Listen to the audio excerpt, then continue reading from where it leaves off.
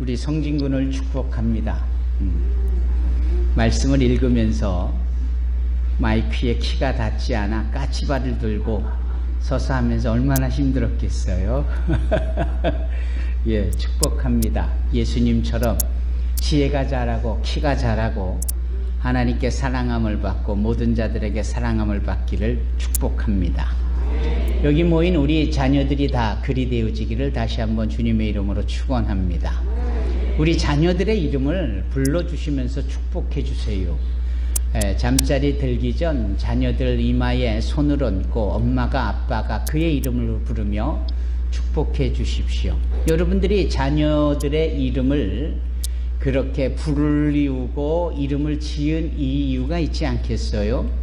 단순히 할아버지 할머니가 집안의 어르신이 또는 부모가 직접 아이에게 그냥 듣기 좋으라고 하긴 요즘은 뭐 이게 유행이다라고 하면서 유행 따라 이름도 짓더군요. 그러나 이름은 평생 동안 한 자녀 그 영혼의 삶을 대표하고 주관하고 나타내는 것이기 때문에 이름은 정말 심사숙고해서 잘 짓게 마련입니다.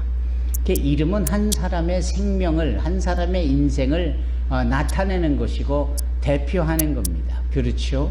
예, 우리나라에서도 이름을 연구해 보면 꽤 재미있고 흥미진진합니다. 과거에 우리나라가 인구도 많지 않고 또 마을이 띄엄띄엄 있을 때, 즉 마을 자체 하나하나가 자그마한 공동체일 때는 따로 성이 필요 없었습니다. 그냥 돌쇠라든지 이렇게 이름 하나만 있으면 그냥 다 통용이 되고 대화하면서 아무개 그러면 얼굴에 이렇게 딱 떠오르지 않겠어요? 그러나 사회가 발전하고 인구가 많아지면서 이제 동명이인이 생기는 겁니다. 예, 이름이 같고 사람은 다른.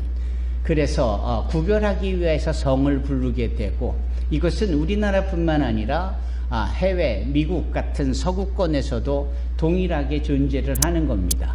그래서 풀네임이라고 해서 이름을 앞에 두고 자기의 성을 뒤로 두는 거죠. 다만 이 성이라는 이 부분은 어찌 보면은 직업으로 인하여서 주어지는 성도 많아요. 뭐 카터라든지 포터라든지 또 유명한 영화배우였던 에바 가드너를 통해서도 알듯이 가드너라는 이런 정원사의 직업을 가진 집안의 사람들은 그냥 그렇게 불리었다라는 겁니다.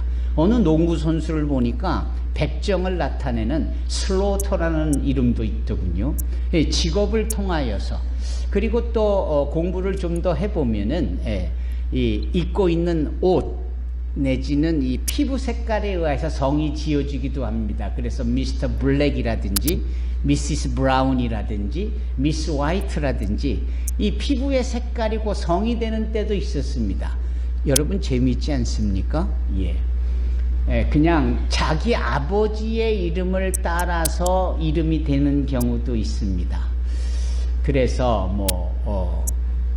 윌 씨의 아들이다 그러면 윌슨이 되는 겁니다. 넬 씨의 아들이면 넬슨이 되는 거고요. 그렇죠?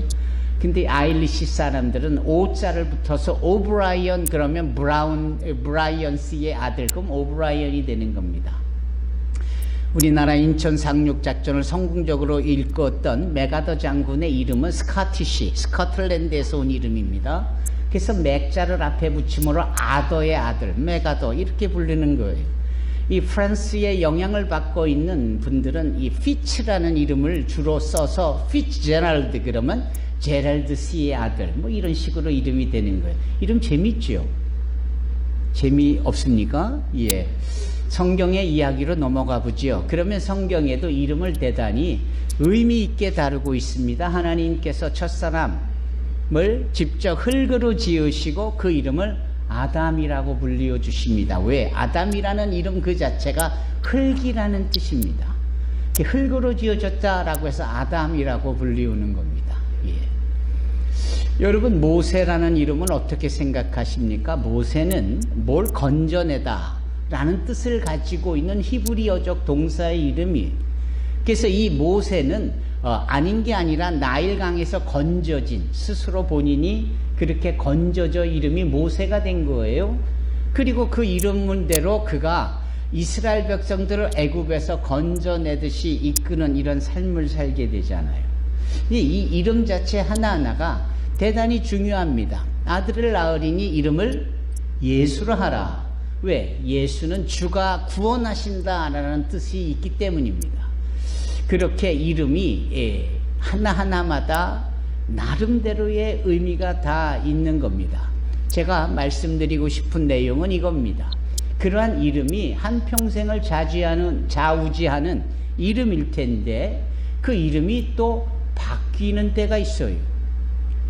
임의대로 바뀌는 경우가 예를 들면 이런 겁니다. 나옴이라는 여인이 있었는데 나옴이라는 이 아름답고 멋진 환희라는 이름이라는 의미가 맞을 텐데 이 나오미가 소위 모압 땅에 가서 삶이 기구해져요. 남편도 잃고 두 아들도 잃고. 그러니까 얼마나 자신의 삶이 이름만 환희이지 나옴이지 진정한 삶의 내용은 그러지 못하고 오히려 슬프고 남편도 잃고 자식도 잃고 그래서 스스로 자신을 쓰디쓴 인생이라는 의미의 이름으로 바꾸어 그 이름을 마라라고 불러달라고 합니다. 나를 마라라 불러다오. 내 삶이 얼마나 고단하고 힘든지. 여러분, 이름이 이렇게 바뀌어지는 겁니다. 그런데 이 이름이 바뀌어지는 이 부분을 하나님이 개입을 하실 때가 있어요. 하나님께서 친히 그 이름을 바꾸어 주실 때가 있습니다. 그 대표적인 케이스가 바로 야곱입니다.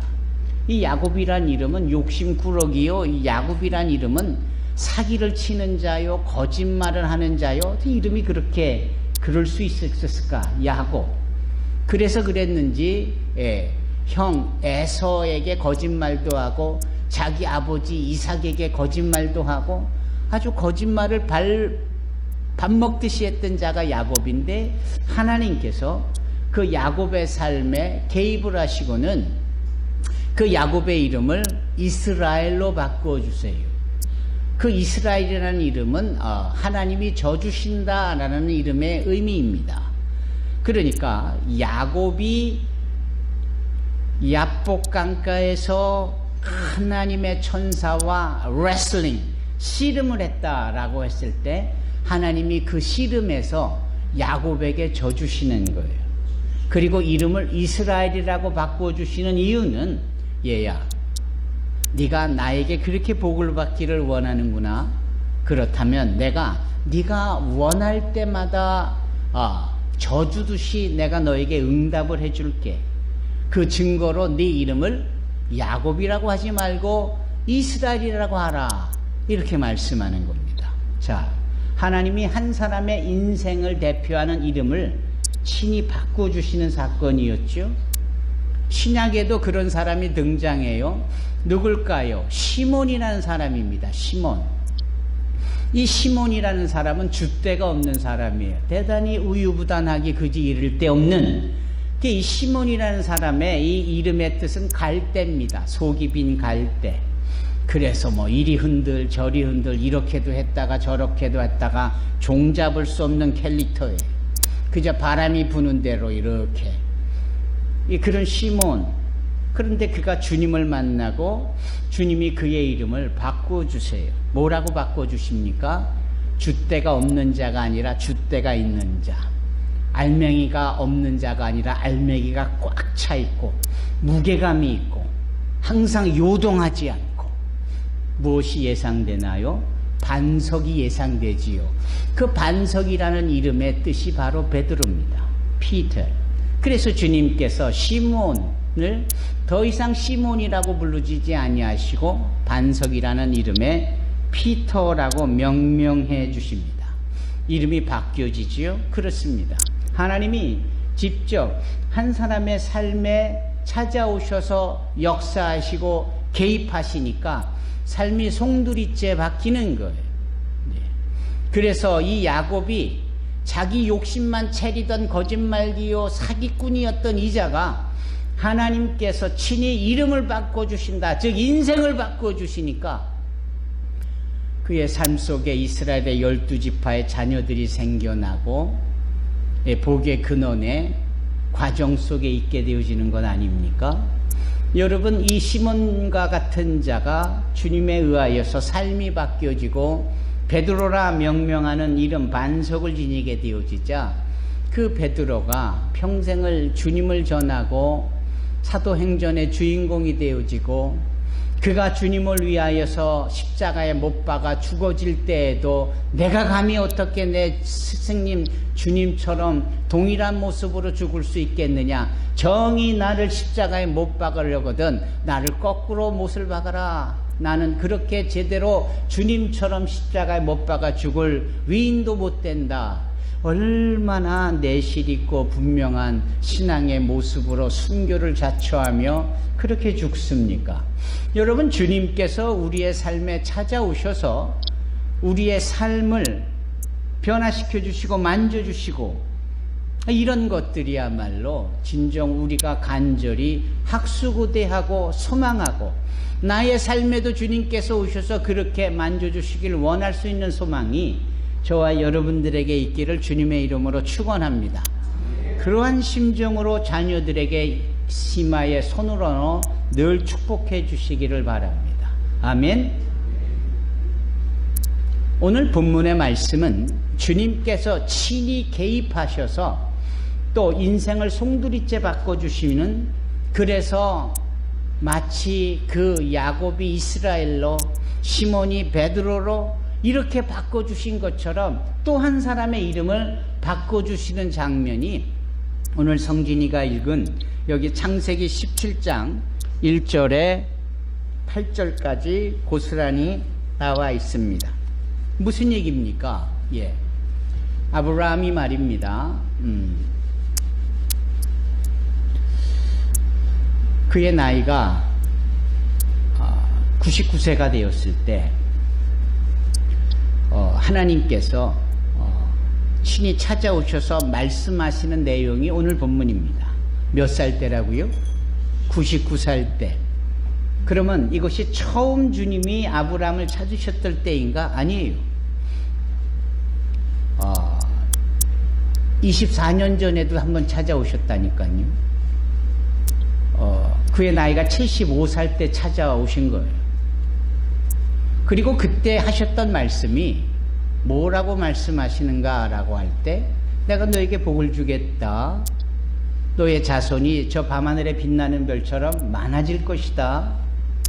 여러분, 그 당시의 복이라는 것은 우리가 누누이 전하고 나눠서 알고 있듯이 그 당시의 복이라는 것은 자녀들이 많은, 수라의 자녀가 많은, 그래서 많은 자녀들이 노동력이 되고 많은 자녀들이 그 가문을 지키는 군사력이 되고, 그리고 그냥 손자도 많이 보고 수라의 자녀들이 많은, 이게 복인 거예요. 이게 복인 거예요. 하나님께서 아브라함에게 복을 주시겠다라는 것은 그 당시 그 배경, 그 문화, 그 전통, 그 정서에 따르면 자식을 많이 주겠다. 그런데 그 많이가 몇 명이냐? 한 일개 축구팀 되는 11명, 12명? 가끔 그런 가문이 있잖아요. 부러울 정도로. 많죠? 그러나 하나님이 약속하신 아브라함에게 주시는 복의 규모는 밤하늘에 빛나는 별처럼 저 바다의 모래알처럼 셀 수 없을 만큼 많이 주시겠다라는 겁니다. 그 약속을 하나님께서 하신 거예요. 그리고는 24년이 흘렀습니다. 24년이 짧은 시간입니까? 아니, 약속을 해주셨는데, 말씀을 해주셨는데, 모래알은커녕 빛나는 별인커녕 택이 하나 없어 보이는 채 24년이 흘렀으니 아브라함의 입장, 그의 아내인 사라 입장은 뭐가 됐을까요? 뭐 그런 겁니다. 한번 생각해 보자라는 거예요. 그 24년이 아브라함에게는 어떠한 시기였을까? 하나님의 비전이 주어졌고 하나님의 약속의 말씀이 주어졌는데 어떤 기미도 보이지 않고 어떠한 심통도 없이 그냥 10년, 20년, 24년이 된 바로 그런 때라는 거죠. 아마도 그러한 긴 시간대에 아브라함에게 있어서 그 시간은 엄청난 좌절 내지는 낙심 내지는 하나님께 버림받은 듯한 배신당한 듯한 여러 가지 그 마음이 갈래갈래 찢어졌을 그런 시기라고 생각이 듭니다. 그렇지 않겠습니까?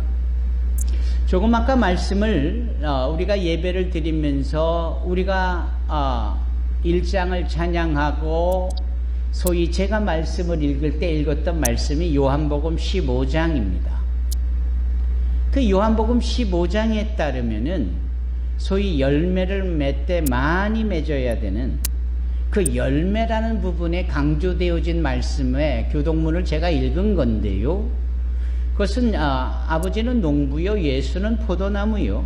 우리는 그 포도나무에 붙어있는 가지로서 우리가 그 안에 그분이 우리 안에 머물 때 많은 열매를 거두게 되고 그냥 열매가 아니라 많은 열매로 인하여 하나님이 영광 받으시고 우리가 그분의 제자가 되어진다는 말씀이잖아요. 이 부분에 대해서는 우리가 귀에 못이 박히도록 들어왔던 말씀인데, 그러면 그 열매라는 이 부분을 한번 생각해 보자고요. 그 열매가 과연 모든 크리스찬들 가운데 그 말씀대로 주렁주렁 많이 맺어 있는가? 오히려 그렇게 많이 열매를 맺는 사람들은 대단히 드물 정도로 희소성이 있어 보여요. 우리가 다 그분의 가지고 예수는 우리의 포도나무이신데도 불구하고 어쩌면 그렇게 실질적인 열매와 결실은 거두어지지 않는 것일까? 라는 생각을 진중하게 해봐야 되는 겁니다. 제가 이 말씀을 드리는 이유는 아브라함이 소위 하나님의 말씀을 받고도 24년이 흘렀는데도 많은 열매는커녕 어떠한 태기조차도 못 느끼는 그러한 긴 터널과 같은 암흑의 시간 24년 말입니다. 여러분들 우리 각자가 개인적으로 이런 비전이 있고 저런 목적이 있고 이런 계획을 세우고 곧 되어질 것 같은 그런 흥분된 마음과 기대 찬 마음으로 많은 것을 기뻐하며 즐거워하며 준비해 갔는데 계속해서 늘어지듯이 끝이 안 보이는 듯한 이런 부분에 갖는 상실감과 낙심이 분명히 있을 겁니다. 아마 이런 점에 있어서 이 아브라함의 24년은 그런 식의 시간이었을 거예요.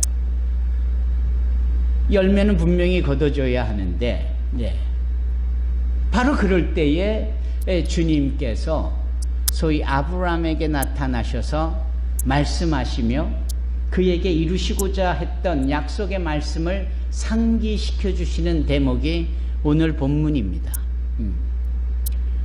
오늘 본문을 보면서 우리가 느끼는 것이 하나 있는 거예요. 그렇구나. 이 24년이라는 긴 시간대는 반드시 필요했던 시기구나. 이 시기가 없이 복이 있을 거야, 네 자식들이 많아질 거야 라고 해서 그렇게 열매가 계속해서 주렁주렁 밤하늘에 빛나는 별처럼 많아지게 주어진다면 그 열매의 가치에 대한 것들이 대단히 다를 수 있겠구나 하는 겁니다.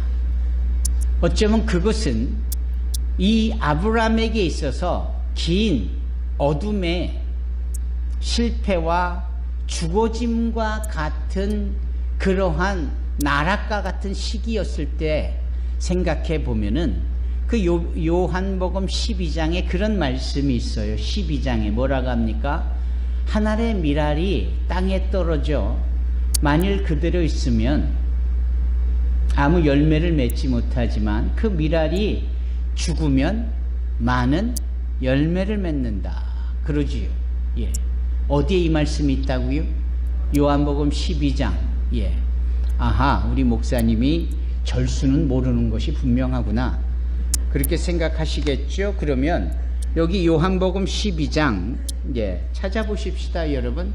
여러분의 성경책, 저 뒤에 성경책도 많은데 여러분 요한복음 12장 24절에 보면 내가 진실로 너희에게 이르노니 하늘의 밀알이 땅에 떨어져 죽지 아니하면 하늘 그대로 있고 죽으면 많은 열매를 맺느니라.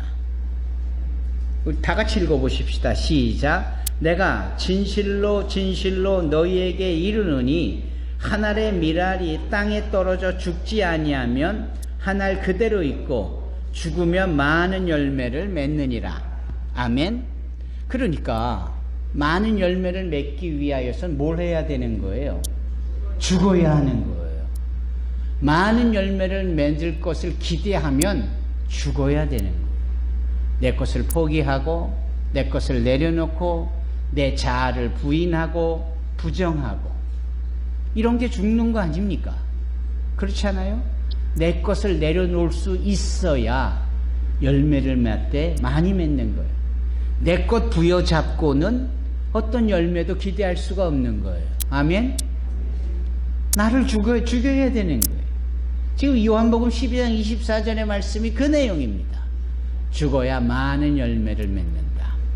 아브라함에게 있어서의 이 24년은 죽어야 되는 시간이었어요. 본인이 정작 그 의미가 뭔지도 모르고 힘들게만 느껴지고 실망감에 젖어 있고 배신감에 몸을 떨었을지 모르겠지만 적어도 그러한 약속을 허락하시고 1년도 아니고 24년이나 긴 시간 동안 아브라함에게 기다리게 했다라는 것은 하나님의 입장과 관점에서 보면 밤하늘에 빛나는 별처럼 많은 자손들을 열매를 거두려면은 그 전에 이 아브라함의 자아가 깨지고 이 아브라함의 정체성이 바뀌어야 되고 기다릴 줄 알아야 되고 죽어줄 줄 알아야 된다. 아멘. 그래서 하나님은 그 아브라함에게 24년이라는 시간을 허락을 하신 거예요.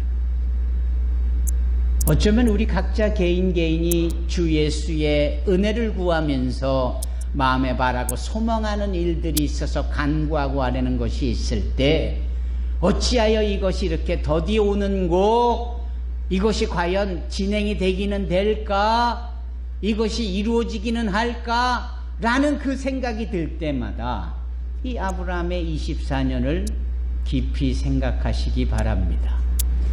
될 듯한 이 병원의 개원도 왜 이렇게 늦어지고 왜 이렇게 소방법이 복잡다단해서 이렇게 지치게 만드는가?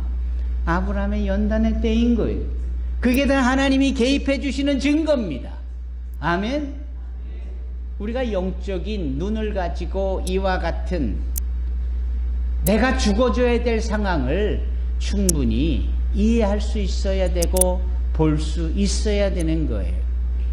여러분, 기도를 하기를 5만 번을 했고 그 기도에 응답을 받기를 5만 번을 받았다라는 사람이 있는데 혹시 그가 누군지 기억이 나십니까?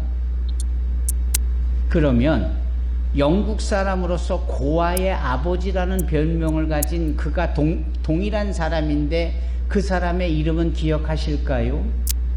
조지 밀러입니다. 조지 밀러.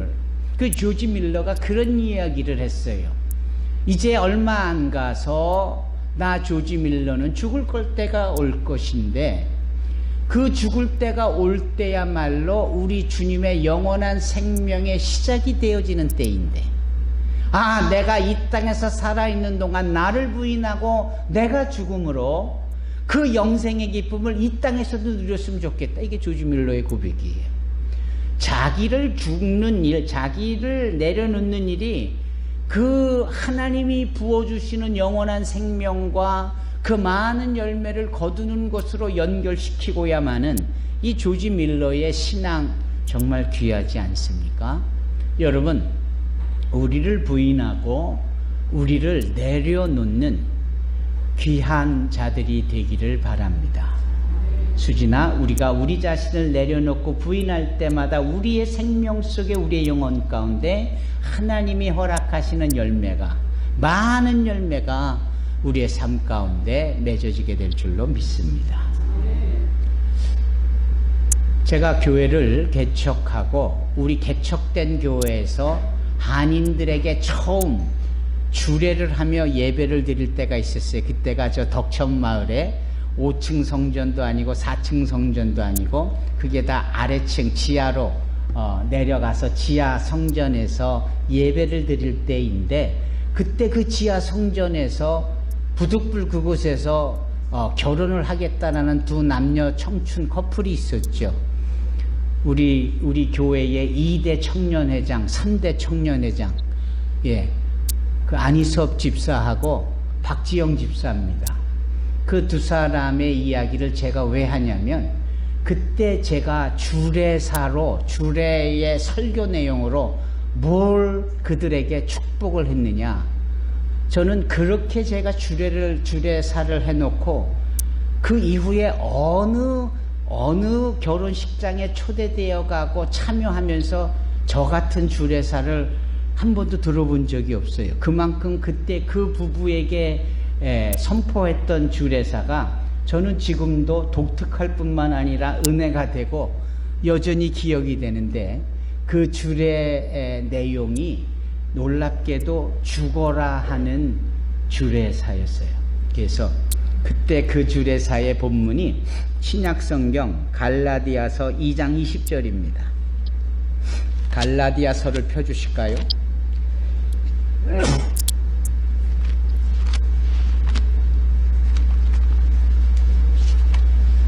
갈라디아서 2장 20절입니다. 갈라디아서 2장 20절에 뭐라고 말씀하십니까? 갈라디아서 2장 20절. 내가 그리스도와 함께 십자가에 못 박혔나니 그런즉 이제는 내가 사는 것이 아니요 오직 내 안에 그리스도께서 사시는 것이라. 이제 내가 육체 가운데 사는 것은 나를 사랑하사 나를 위하여 자기 자신을 버리신 하나님의 아들을 믿는 믿음 안에서 사는 것이라. 부부로서 사는 것도 주 예수를 믿는 믿음으로 살아야 된다는 것이고, 실질적으로 부부로서 살아내기 위해서는 우리가 그리스도 예수의 십자가에 우리의 자신도 함께 죽어야 된다. 이게 핵심의 말씀이었습니다. 여러분, 죽어야 사는 겁니다. 그리고 죽어야 많은 열매를 거둘 수 있는 겁니다. 여러분, 이 두 부부에게 축복한 그 주례의 내용이 그들만을 위한 축복이 아니라 사실 우리 모두에게 요구되어지는 그러한 말씀이에요. 여러분, 뭔가 문제가 되지 않고 뭔가 끝이 보이지 않고 뭔가 답보에 있습니까? 죽으세요. 내려놓으시고 주님의 때를 기다리고 주님께 다 맡기는 겁니다. 이게 필요한 겁니다. 아멘. 이스라엘의 위대한 왕 다윗이 그가 왕이 되어지기까지 꼬박 20년이 걸렸습니다. 어쩌면 더 걸렸을지도 모르겠어요. 왜냐하면 그가 그 집안 내의 막내 아들로서 허드렛 일인 양치는 일을 들에서 할 때 느닷없이 오라라는 전가를 받고 집에 들어갔더니 아버지도 있고 형들도 쫙 있고 양치다 말고 온 자기 막내인 다윗도 있는데, 그때 사무엘 선지자가 자기에게 기름을 붓더니 너는 장차 이스라엘의 왕이 될 거라 신탁을 해주는 게 아닙니까? 그래서 한편으로는 왕이 곧 될 줄 알았지요. 근데 왕이 곧 되기는 죽어라 하고 사울이 죽이려고 하는 거 피해서 이리 피하고 저리 피하고 얼마나 고된 삶을 물경 20년 이상을 그렇게 쫓겨다니면서. 그럼 어쩌면 다윗이 이렇게 얘기할 수도 있었을지 모르겠어요. 성경에는 나타나 있지 않는 이런 비화처럼, 그때 좀 미리 좀 더 젊었을 때, 어렸을 때 왕이 되게 해주시지면 더 좋았을 텐데요. 이렇게 40살이 돼가지고 이때 그렇게 왕이 되게 하셨느냐고 다윗이 입을 삐죽거리고 하나님 앞에 말씀을 할 수 있었을 거라고도 생각이 드는데, 그때 하나님은 뭐라고 그러셨을까? 뭐라고 그러셨을 것 같아요? 얘야, 그 말이 맞는 것 같은데 네가 젊을 때는, 어렸을 때는 내가 너를 믿지 못했지 않겠니? 바꿔 말하면 사지의 경험과 어려움들을 겪고 나가는 이런 과정이 결국은 하나님 앞에 신뢰를 얻을 수 있는 기회가 되는 거고, 나에겐 엄청 힘들었던 그때야말로 내 삶이 농익어가며 하나님께 쓰임을 받을 수 있는 그릇으로 만들어져 가며 종국에는 주님이 나를 그렇게 들어 사용하시는 거 아니겠습니까? 따라서 어렵고 힘든 비전이 주어졌고 목표가 주어졌고 계획이 주어졌는데도 눈앞에 아무것도 보이지 않는 그 상황이라면 여전히 내가 하나님 앞에 신뢰받기까지 내가 내 자신을 내려놓을 수 있어야 한다는 것을 알아야 합니다. 아브라함의 그 인생 속에 찾아와 주신 오늘 창세기 17장은 그런 점에서 아브라함은 이미 약속을 깡그리 잃어버렸는지도 모르는 그때에 주님은 여전히 당신이 하신 말씀을 가지고 아브라함을 찾으신 거예요. 그리고 너 이름을 아브라함이라 하지 말고 아브라함이라 이렇게 이름을 바꾸어 주시는 거예요. 아브라함이나 아브라함이나 발음이 비슷비슷한데 다른 건가요? 달라요.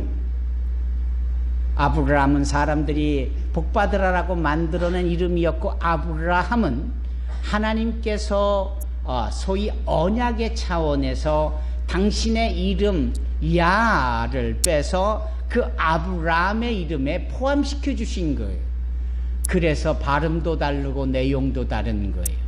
인간적으로 자식을 낳은 복 있는 사람이 아니라 하나님의 그 표적과 그 언약이 포함되어져 있는 이름 아브라함은 하나님께서 그 약속을 대대로 이루어 주시고야 만다라는 뜻이 되는 겁니다. 아브라함. 그래서 아브라함의 이름이 바뀔 때 그의 인생이 바뀌고 단 한 명의 열매도 단 하나의 열매도 기대하지 못했던 그 상황에서 셀 수 없을 만큼 많은 저 밤하늘에 빛나는 별처럼 그리고 해변의 모래알처럼 그 자손들이 많아지는 거예요. 그 열매 징조로 주어진 게 바로 이삭입니다. 이삭은 그런 점에서 볼 때 하나님의 허락하신 열매인 거예요. 그때까지 아브라함의 삶은 고됐고 힘들고 정말 우리식의 표현으로 친다면 깨진 그릇과 같은 존재였을 겁니다. 금이 간 그러한 그릇과 같은 존재. 디펙트가 있고 흠이 있는 거예요. 자식도 없는 이렇게 그냥 한마디로 불리어지는. 그러나 하나님은 그렇게 흠이 있고 연약하고 금이 가 있고 깨져 있는 이 아브라함의 삶을 당신의 이름을 섞어 새로운 이름으로 바꾸어 주시며 그 아브라함의 삶 속에 당신의 비전을 펼치시고 이루어 가시죠. 우리의 삶은 이렇게 힘든 나날 속에 별의별 인생들이나 사람들에게 배반을 당하고 실망을 당하고 심지어는 한 지붕 밑에서 함께 먹고 자는 사람들에게까지도 실망스러울 때가 있을 만큼 그렇게 마음에 상처가 있는 그때에 주님은 우리의 그 상처를 통하여 완전히 자아가 내려져가 있는 우리를 들어 당신의 놀라우신 일을 이루시고 마는 겁니다. 오늘 본문의 말씀 창세기 17장에 이 아브라함이 바로 그런 존재였고 하나님은 이 연약한 자 금이 있고 흠이 있는 자 그런 자를 들어 사용하시는 겁니다.